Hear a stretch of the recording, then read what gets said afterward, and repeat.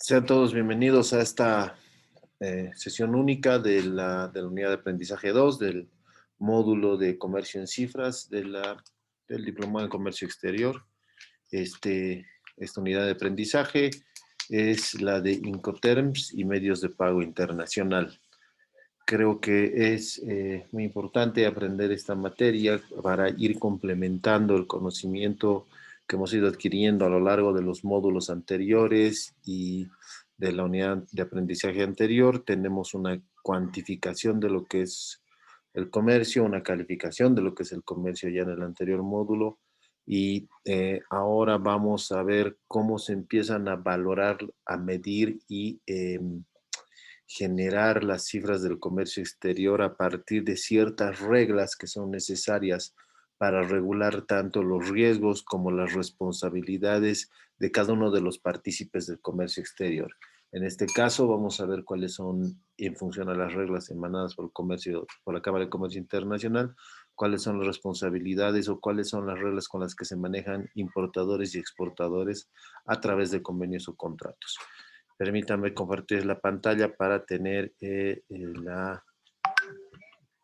la primera presentación. Si todos pueden ver la presentación, me dicen por favor.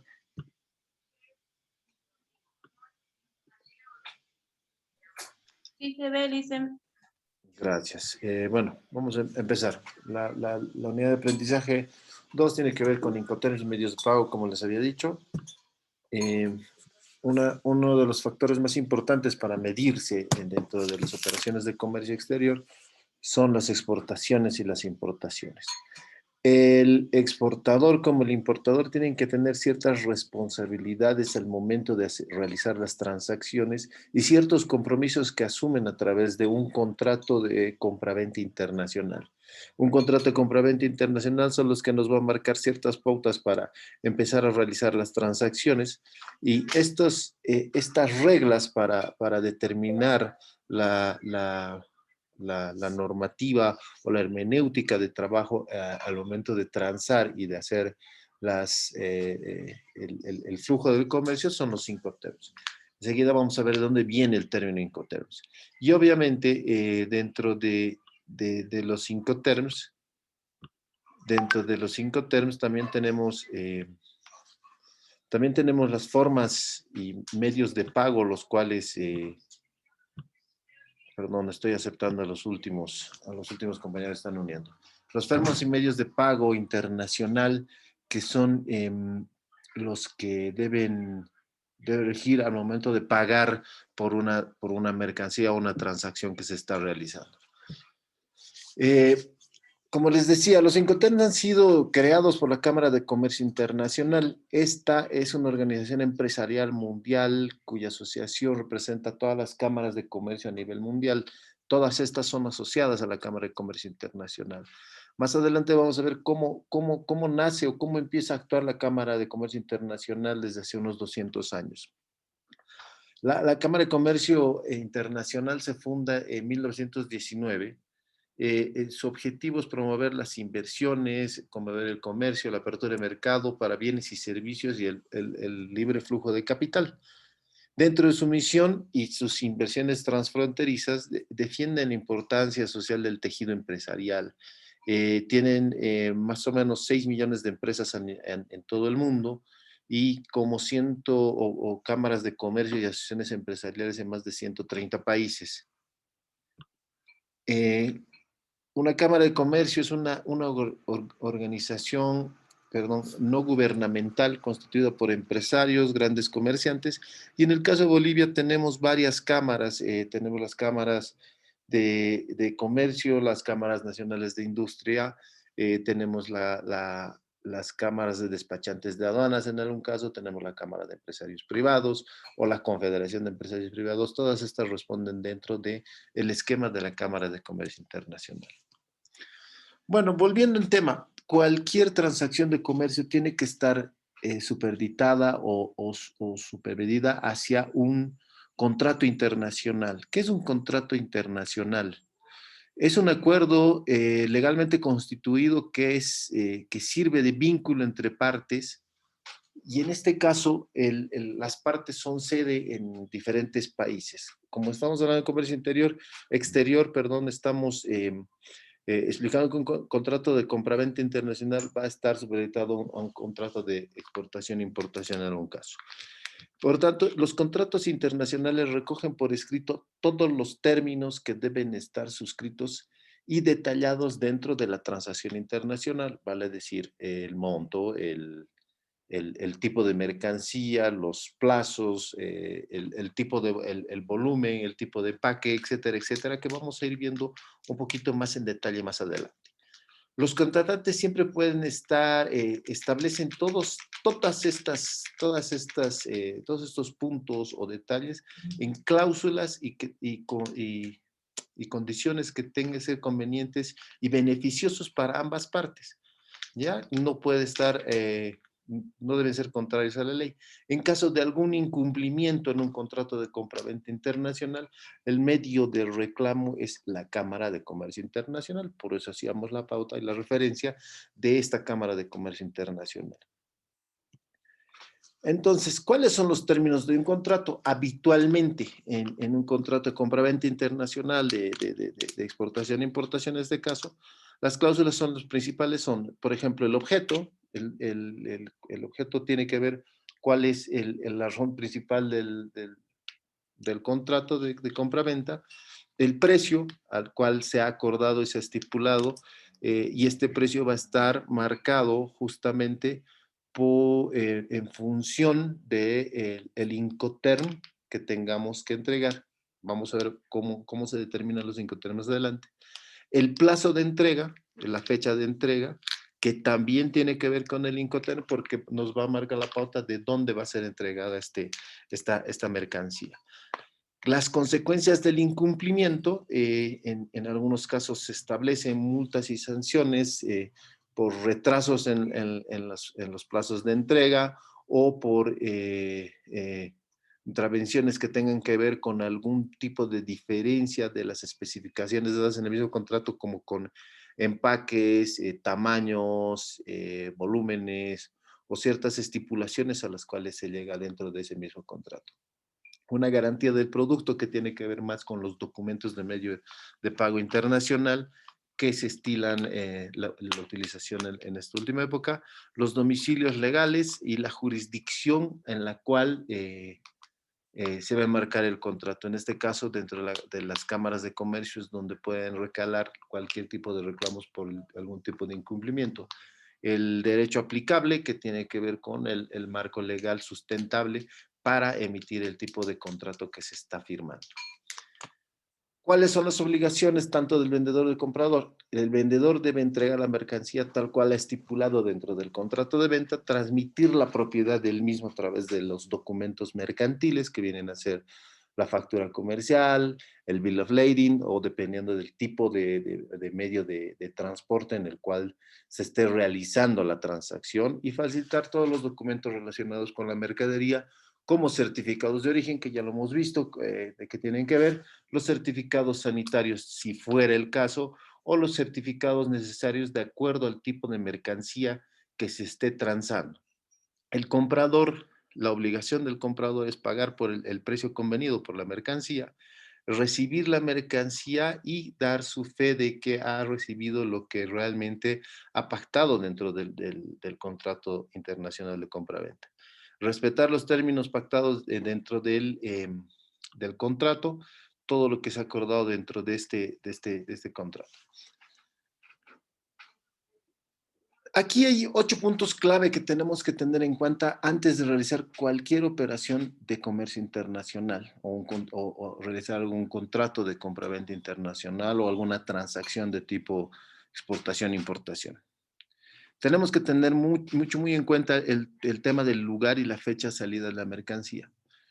Ahora, una operación de comercio internacional no precisamente es que vendamos mercadería bajo los términos estipulados de una exportación e importación, que al final sí se va a enmarcar dentro de uno de estos, pero puede ser, ahora que está de moda las compras en eBay, las compras en Amazon, eh, tienen que tener en cuenta cuál es el lugar y la fecha de salida de la mercancía, cuándo nos va a llegar la mercancía, tiene que ver con el tema de la recepción de la mercancía, las cantidades que se van a transportar, el importe de las mercaderías, qué tipo de transporte se va a utilizar en este caso, qué medidas de embalaje o etiquetado, que si son las adecuadas, o las medidas de seguridad según el caso de la mercancía que tengan que ver, eh, para ver que la mercancía llegue en perfecto estado.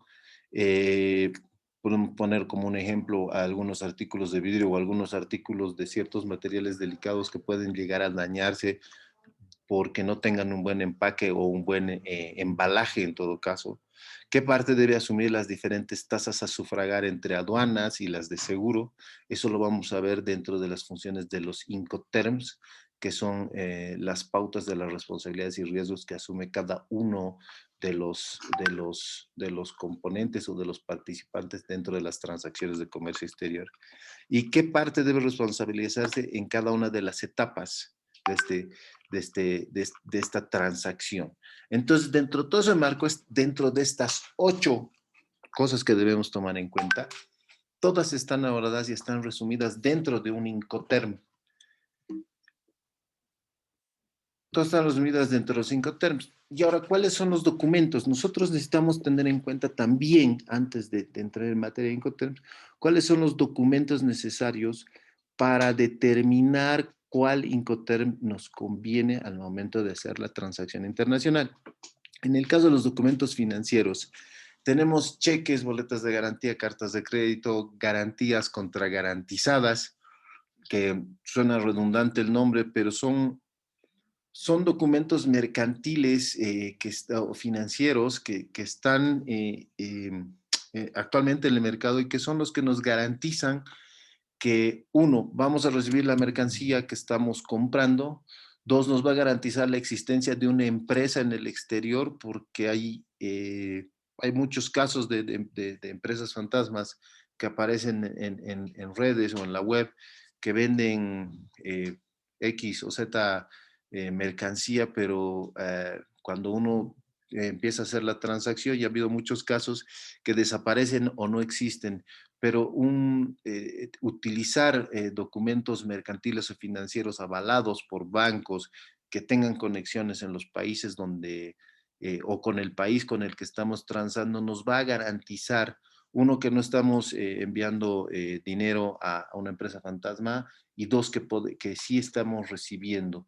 Y al otro lado deben garantizar de que estemos realizando el pago o estemos recibiendo el pago por, por la mercancía que ha sido pactada en previo contrato.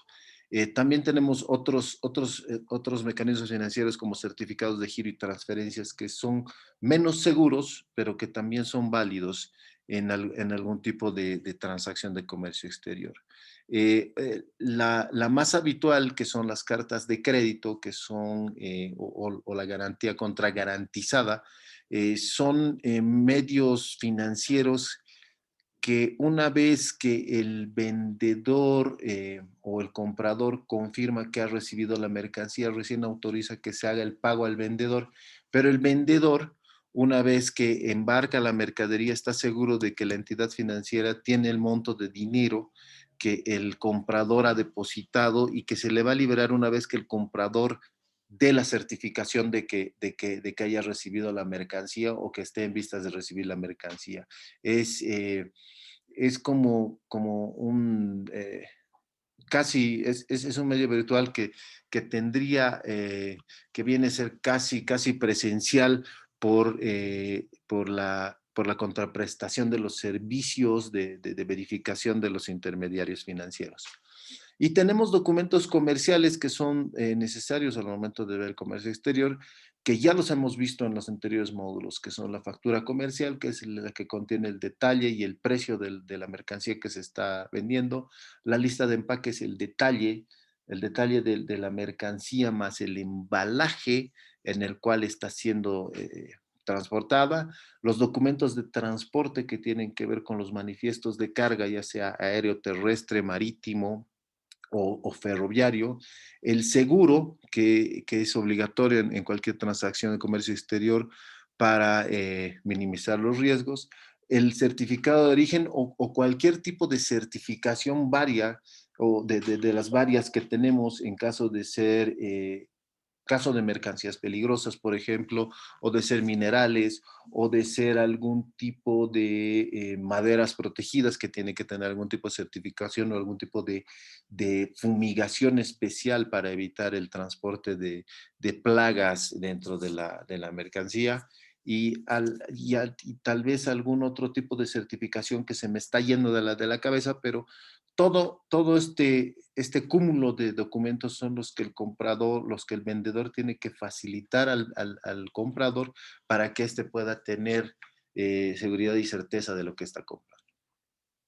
Pasando de tema, perdón. Entonces vamos a entrar un poquito en materia para ver qué son los Incoterms. Los Incoterms, ya se había mencionado, han sido creados por la Cámara de Comercio Internacional, son reconocidos internacionalmente y definen los derechos y obligaciones entre el comprador y el vendedor. Asimismo, van a asignar los costes, riesgos y responsabilidades en toda la cadena y las distintas partes de la transacción.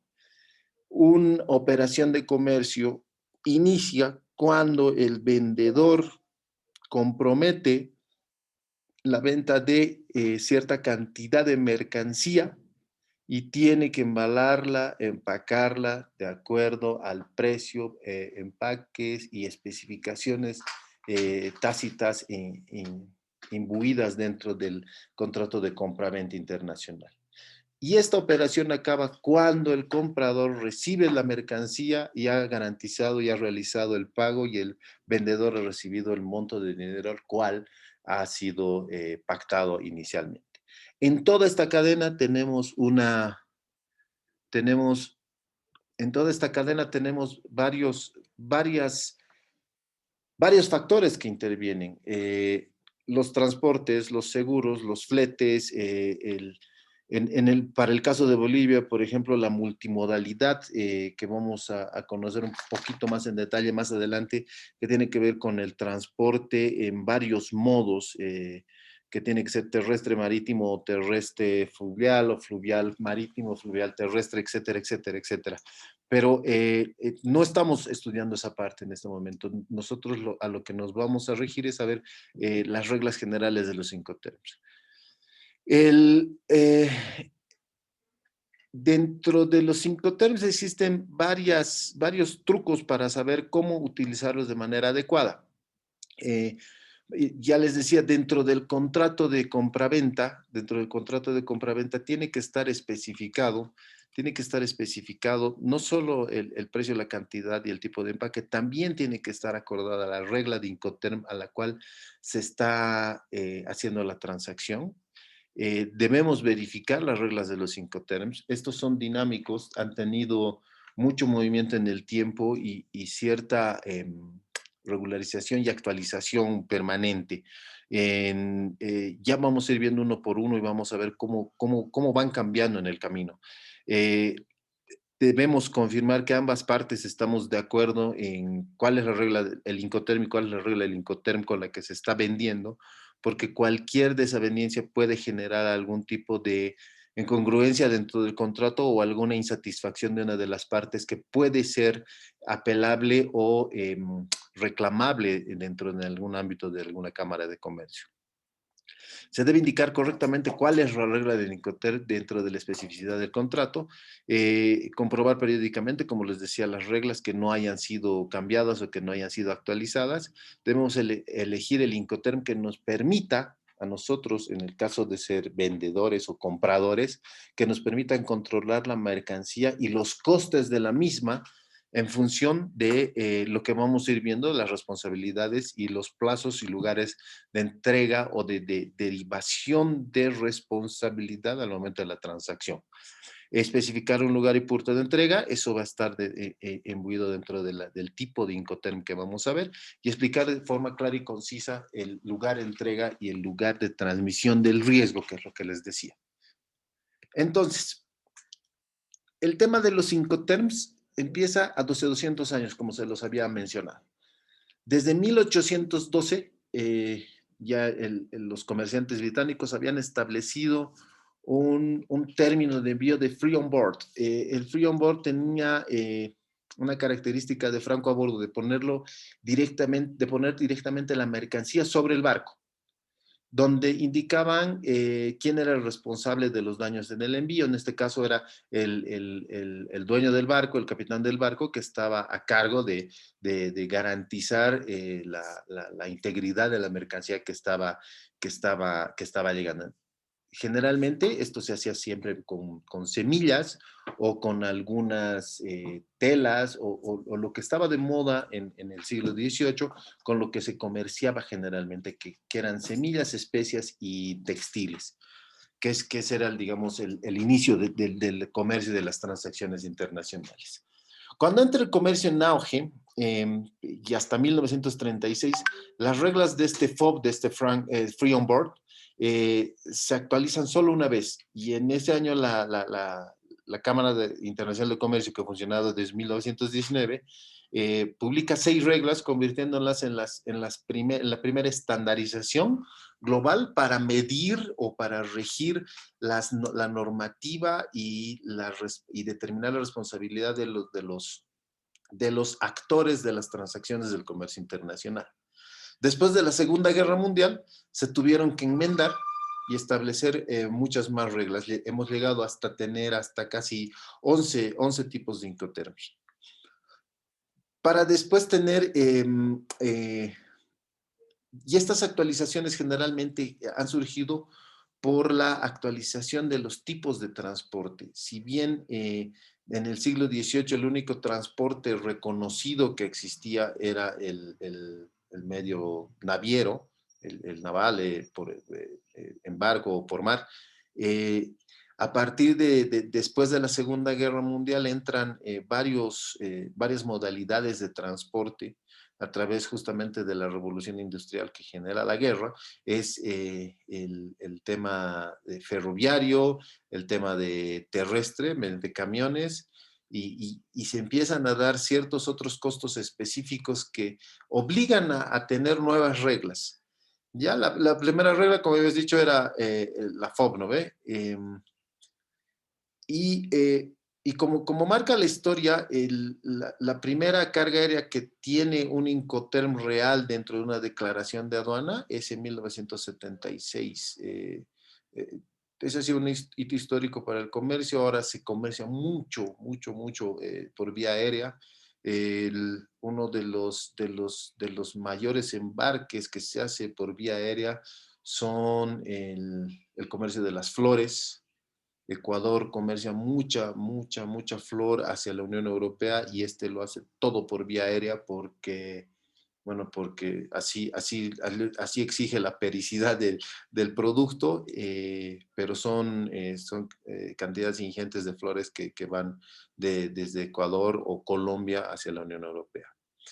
Y a partir de la electronificación de 1990, los Incoterms se sumen a una reconstrucción masiva y donde ya se dispone de servicios mucho más rápidos, mucho más ágiles, y la globalización que empieza en esa década exige un dinamismo mucho más ágil con el comercio.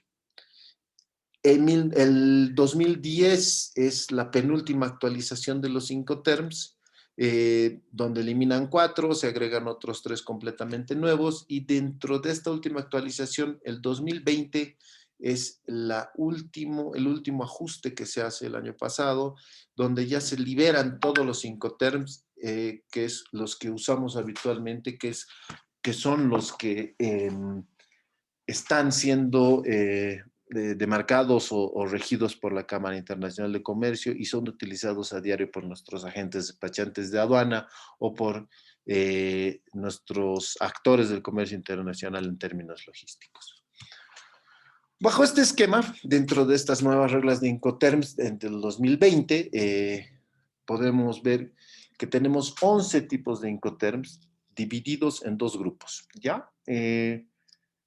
En los dos grupos, uno tiene que ver con los Incoterms de transporte multimodal, que tienen que tienen un tratamiento desde el XWorks hasta el DDP, y los Incoterms que son únicamente utilizados para transporte marítimo y vías navegables interiores, o sea, para el transporte fluvial de carga, pero dentro o para el interior de un país. Luego vamos a ver cómo se mueve el tema de la multimodalidad y de la logística de comercio. Bueno, dentro de estos Incoterms que se utilizan solamente para para para el tipo de transporte acuático, digámoslo así, son el FOB, el FAS, el CIF y el CFR. Vamos a ir viendo detalladamente de qué se compone cada uno de estos Incoterms o de estas siglas que muchos las deben conocer, pero, y si las conocen, bueno, vamos a ampliar un poco más. En el cuadro, ustedes pueden ver desde la recepción hasta el destino, y entre amarillos y azules se demarca cuál es la responsabilidad entre vendedor y comprador. Vamos a ir viendo un poquito más en detalle, Incoterm por Incoterm. Entonces, el primero de los Incoterms es el XWorks. El XWorks tiene que ver, y tiene una traducción tácita que es en fábrica, o es el lugar de entrega acordado. En este caso, el vendedor tiene una mínima responsabilidad y mínimo riesgo. Es el comprador el que se encarga de toda la logística de recoger la mercancía de la puerta de la fábrica del vendedor. Entonces, o del local de venta o de la fábrica. Tiene que ver con que el comprador se encarga de toda la logística, asume todos los costos y asume toda la responsabilidad del transporte de la carga y de la logística de la carga hasta tenerla en sus manos. El riesgo es mínimo para el vendedor, pero sí el riesgo se masifica para el comprador. El coste es, obviamente, el precio, el precio que recibirá el vendedor será mucho menor al que se podría pactar a través de un servicio integral eh, de una logística un poco más avanzada en la transacción de comercio. Entonces, ese es el XWorks. El siguiente es un FCA, el Free Carrier o el franco porteador. Este francoponteador tiene además una característica de que tiene que ser, en todos los casos de los Incoterms, tienen que tener el lugar específico de entrega, y esto tiene que estar acordado dentro de un contrato internacional de compra-venta. El francoporteador es cuando el vendedor le entrega es el siguiente paso, digamos, el vendedor, vamos a ir avanzando paso a paso, el vendedor ahora le entrega la mercancía al comprador, pero no en la puerta de su fábrica, sino ahora se le entrega a un operador logístico que va a ser un tramo dentro de su país, digamos, como para que el comprador no tenga que ir hasta la puerta de la fábrica, le disminuye un poco el riesgo al comprador del transporte interno, y siempre se especifica el lugar acordado, que es muy importante porque el vendedor asume la responsabilidad de entrega del producto hasta que salga de las manos del transporte interno. Este puede ser férreo, marítimo, aéreo, terrestre o de cualquiera de los modos de transporte que exige el comercio internacional. Entonces, esta regla exige que el vendedor despache la mercancía para la exportación sin embargo. Entonces, no existe ninguna obligación hasta recibir el pago, por ejemplo, de la mercancía. Ya. El siguiente y un avance en la parte del riesgo del vendedor es el CPT, que es el Carried Pay To. Es el transporte pagado hasta, esa es la traducción al español. Y es cuando el vendedor entrega la mercancía no solo al porteador, sino que puede ser hasta el porteador del país vecino, en algún caso.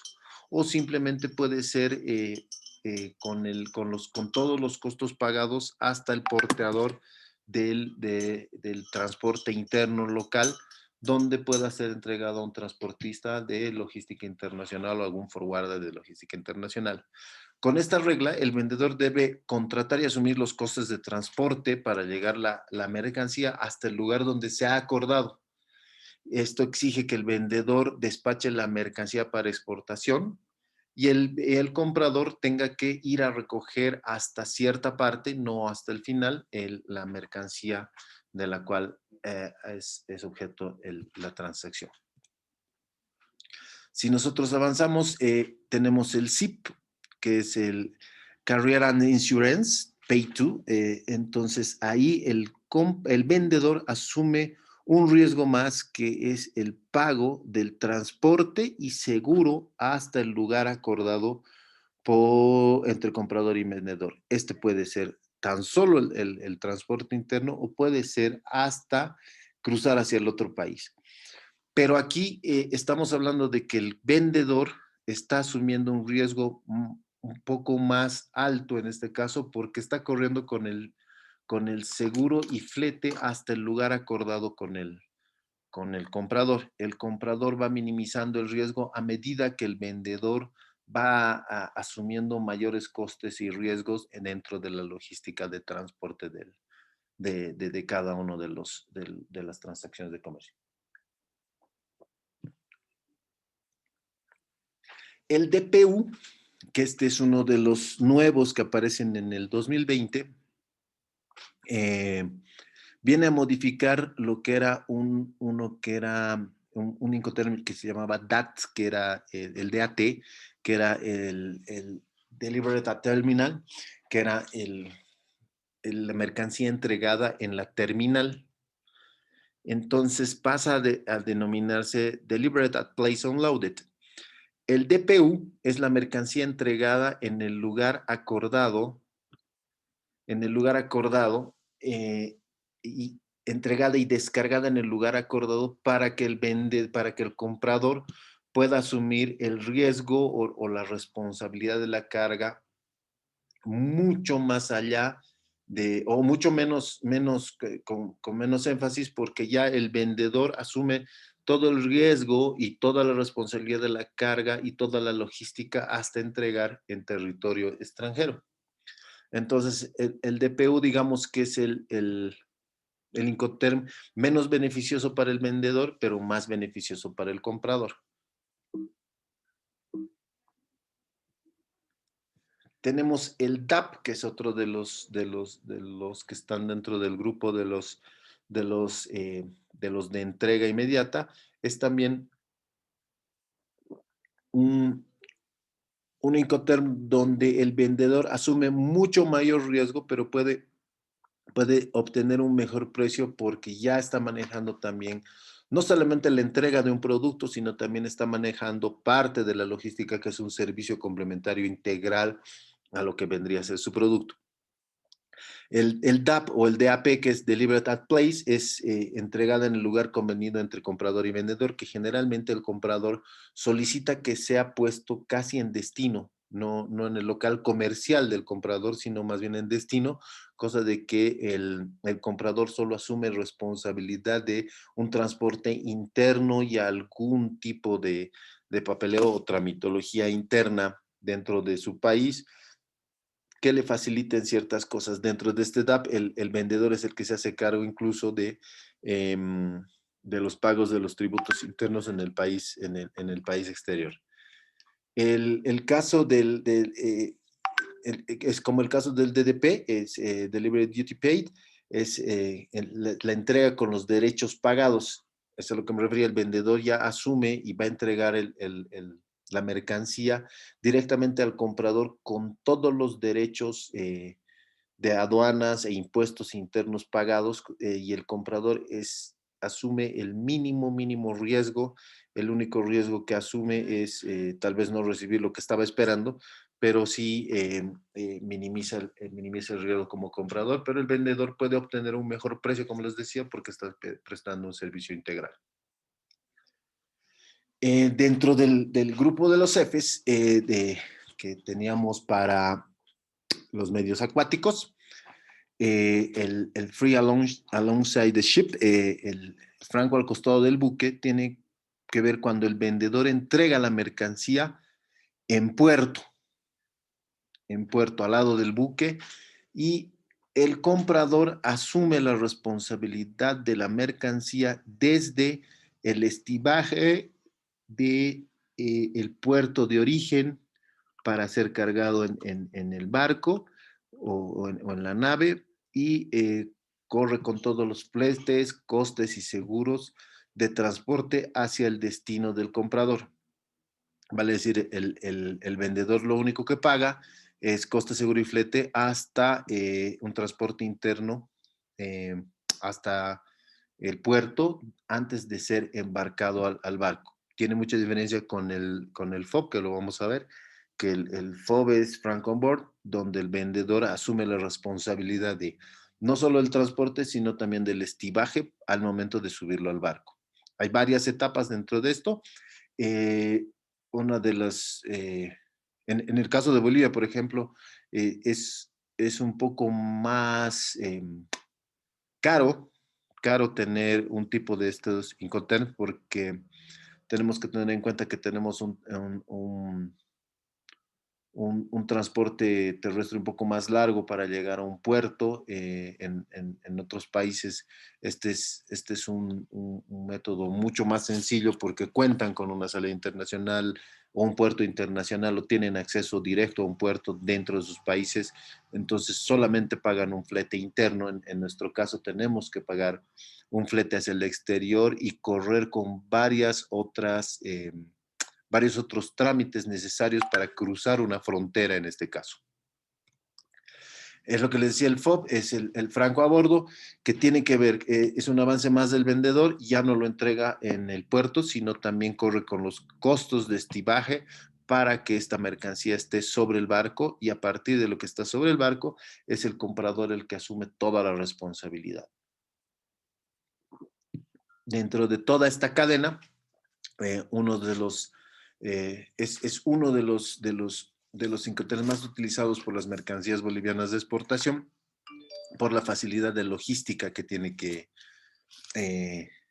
ver con la tradición o con la puesta en marcha de nuestro comercio. Generalmente, como ustedes bien saben, cerca del 80% de nuestro comercio sale por puertos chilenos, y generalmente la mercancía que vende Bolivia generalmente va con costo FOB. Es muy raro que tengamos otro tipo de Incoterm manejado justamente porque nuestra situación de enclaustramiento nos encarece toda esta parte de transporte hacia un puerto para ponerlo, ya sea a un lado del barco o sobre el barco. El CFR, que es el Cost and Freight, que es el costo y flete, tiene que ver cuando el vendedor entrega la mercancía ya a bordo del buque, pero asume todos los costos imbuidos, incluso de tramitología, para tenerlos dentro del buque, y se transmite la mercancía hacia el comprador cuando éste ya está en alta mar. Y el último, que es el CIF, que es el más conocido, que es también el más utilizado en Bolivia, que tiene que ver con coste, seguro y fletes, tiene que ver cuando el comprador y el vendedor, digamos que tienen, es como un convenio amitis. El vendedor lo pone en un FOB, o sea, sobre el barco con todos los costos pagados, y el comprador asume desde que está en el barco y paga costes, seguro y fletes del tramo marítimo más el tramo terrestre interno que tiene que llegar a su país. Es el medio más utilizado. Como les decía, nosotros toda esta parte de transporte interno del medio marítimo hacia el interno nos encarece por la situación de clasamiento, por la distancia y por la cantidad de trámites que tenemos que hacer porque debemos cruzar una frontera. Eh, Esos son todos los Incoterms que tenemos. Y como les mencionaba, para Bolivia es mucho más difícil eh, el transporte y los Incoterms más utilizados son el CIF y el FOB. Dentro de un cálculo de costos que tienen que ver con el costo de la mediterraneidad o costo asumido a la mediterraneidad, nosotros al restar el costo CIF menos el costo FOB, que podemos tenerlo también dentro de las importaciones, podemos tener un costo real de lo que a Bolivia le cuesta el comerciar con el mundo. Y más o menos está entre el 7.9 y el 8.4% del costo total de la mercancía. Es el costo de estar enclaustrados porque es el costo de transporte de trasladar ya sean las mercancías de vuelta desde destino o de origen hacia un barco o desde un barco. Eso es en cuanto asume al tema de los Incoterms. Espero que les haya servido esta sesión. Yo voy a dejar el micrófono abierto para que puedan tener